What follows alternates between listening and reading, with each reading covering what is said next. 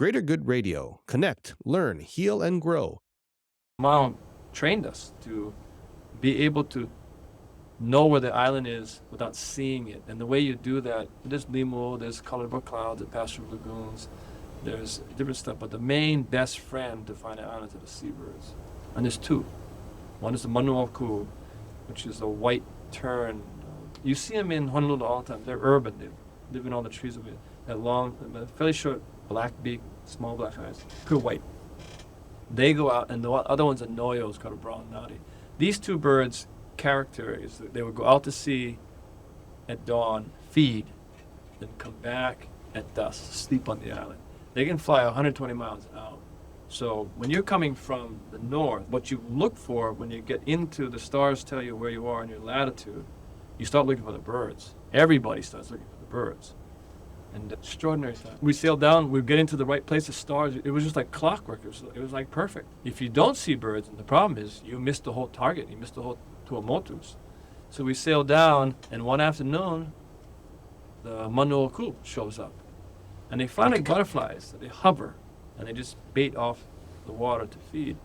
But nighttime, and Mau showed us, what they do is they lift off the water, and they fly straight. So at sunset, try to imagine sunset, the bearing of the flight of the bird is the bearing to the island because they're going home to sleep. So you steer by the stars, by the moon, the sun, all this, but as soon as you see the flight path of that bird going home, that's now your course. It's the bird's flight. So it all like clockwork, like perfect, thank you. And my first experience, the birds started flying just like arrows, all going pretty much a little east to south, like perfect. And so we set the course at night, but even the coconut trees at 70 feet above the ground, you can only see it 8 miles away. So sunset, we climbed the mast to go look for the coconut trees, the tops of the coconut trees. And we climbed the mast, couldn't see them. We sail 1 more hour, and then by our training, we take the sails down because we're going to travel 60 miles in the night. We'll crash right on the island if we don't see the reef. So we put the sails down, and everybody waits till dawn. So at dawn, you watch the birds flying back up. So the flight path from where the bird is coming from is now your course. So we all get up at 4 o'clock in the morning. The moon was small. It was just rising. It was like a beautiful morning.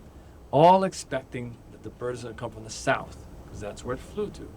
The whole crew rings the whole canoe. And we all take a portion of the horizon and we all study. Sun comes up, not a single bird, not a single manu, nothing.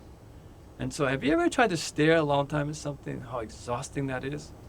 So the sun comes up. The higher the sun is when you see the bird, the farther the island is away because it's farther that it either had to fly from or fly to. So we look at the height of the sun too and look at the path. Not a single bird. And so the crew starts to get exhausted because you're just staring. And me, I'm like going into hyper anxiety because now I'm thinking we're lost. And Mau is just watching all of it. And then it was about, it must have been like, I don't know, mid-morning, like 9. The sun's extremely high. And one of our crew members' name was Harry Hull. Never forget this, because we have our sails down. We're not moving. We don't know where to go. And here comes this manu, not from the south, from the north. Flies right over the canoe. So Harry goes, hey, what about that bird? And I look up and I go, oh my God, that's a manu. And I said, where'd it come from? He said, over there. And it was like, it was from where we came from Hawaii. It's coming from that direction. And now I'm like totally confused and totally out of control anxiety.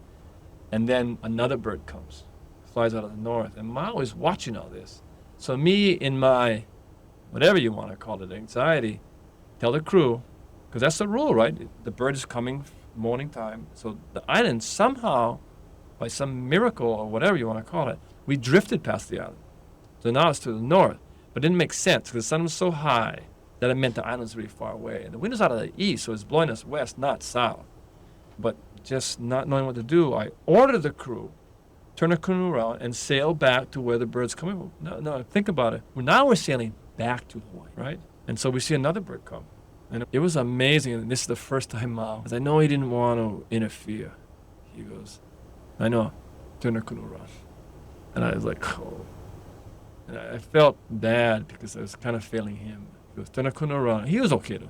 He says, turn the canoe around and follow the bird. And so we do. And then at that moment, he was doing something I didn't know. And so we all started to follow the path of these birds. And so he said, you will see the island in an hour, the one you're looking for. And that kind of powerful knowledge. And then sure enough, about, I don't know how long, but maybe an hour later, he gets up, stands on the rail, and my eyes are physically more powerful than his. He goes, there's the island. And everybody jumps up, climbing that mast. None of us can see it. Because it's not so much the physical power of your eyes, it's knowing what you're looking for. And he sat down and he goes, so sure enough, we keep sailing. I don't see it. We just follow the birds. And about 20 minutes later, you first see this kind of almost interruption or this irritant on the horizon. It's the tips of the coconut trees when you go up and down. Just these tips that stick in it. Because they're atolls. And we really never had a chance to study atolls in Hawaii. So I didn't really know what they looked like. And then Mau comes to me and goes, you know this place? I don't know this place, the Tuamotus. I don't know this place. And so I don't know how the birds are. But when I saw the first bird fly over the canoe, he had the fish in his mouth. So what happened was the birds went out early before dawn because they were nesting. So apparently one of the species, the male or the female, goes out and gets bait, food, and brings it back to the nest. So we went out before dawn. We never saw them. Again, it was just that being lucky at the time to have that kind of connection, learning experience about nature, watching nature, and this infinite amount of lessons, clues, and being more close to it was just like so powerful to me. If you resonate with Greater Good Radio, please join our community at www.greatergoodradio.com, where you can get access to exclusive content and offerings. Hope to see you soon.